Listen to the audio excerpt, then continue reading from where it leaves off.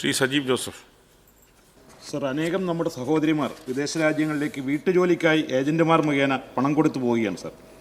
അവർ ആഗ്രഹിച്ചതുപോലെ ജോലിയോ വേതനമോ ലഭിക്കാതെ വരുമ്പോൾ അവർ തിരിച്ചു വരാൻ ശ്രമിക്കുമ്പോൾ പല പ്രശ്നങ്ങളും ഉണ്ടാവുകയാണ്. നാട്ടിലേക്ക് തിരികെ വരാൻ കഴിയാതെ അവർ കുടുങ്ങിക്കിടക്കുന്ന സാഹചര്യങ്ങളുണ്ട് സർ.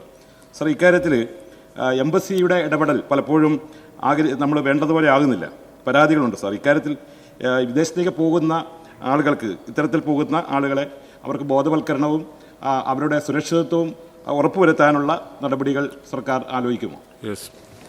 സർ, ഇതൊരു ഗൗരവമായ പ്രശ്നമാണ്. നമ്മുടെ സഹോദരിമാരിൽ പലരും ബഹുമാനപ്പെട്ട അംഗം ചൂണ്ടിക്കാണിച്ചതുപോലുള്ള തട്ടിപ്പിന് ഇരയായിട്ടുണ്ട്.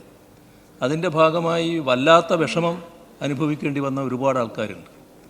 ഇക്കാര്യത്തിൽ ബോധവൽക്കരണ നടപടികൾ നമ്മൾ തുടർച്ചയായി സ്വീകരിച്ചു വരുന്നുണ്ട്.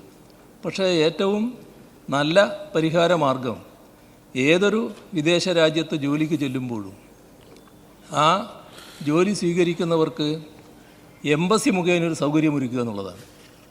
എംബസിയുമായി ബന്ധപ്പെടാൻ സാധിക്കണം. അപ്പോൾ എവിടെയാണോ തൊഴിൽ ചെയ്യേണ്ടത് ആ തൊഴിൽ ഉടമ എംബസിയുമായി ബന്ധപ്പെട്ട് ഈ ആളെ സ്വീകരിക്കുന്ന നില വരണം. അപ്പോൾ മറ്റ് തട്ടിപ്പുകളോ ഇവരുടെ ആനുകൂല്യങ്ങൾ ലഭിക്കാതിരിക്കലോ മറ്റ് പ്രയാസങ്ങളോ ഒക്കെ ഒഴിവാക്കാൻ സാധിക്കും. എന്തെങ്കിലും ഉണ്ടെങ്കിൽ എംബസിയുടെ ഒരു ഉത്തരവാദിത്വമായിട്ടും വരും. പക്ഷേ നിർഭാഗ്യവശാൽ നമ്മുടെ രാജ്യത്തെ പൗരരുടെ കാര്യത്തിൽ ഇത്തരമൊരു നിലപാട് കേന്ദ്ര ഗവൺമെൻറ് ഇതേവരെ സ്വീകരിക്കാൻ തയ്യാറായിട്ടില്ല. വിവിധ ഘട്ടങ്ങളിൽ ഈ ആവശ്യം ഉന്നയിച്ചതാണ്. ഇനിയും ആ ആവശ്യം നമുക്ക് കൂട്ടായി ഉന്നയിക്കേണ്ടതായിട്ടുണ്ട്.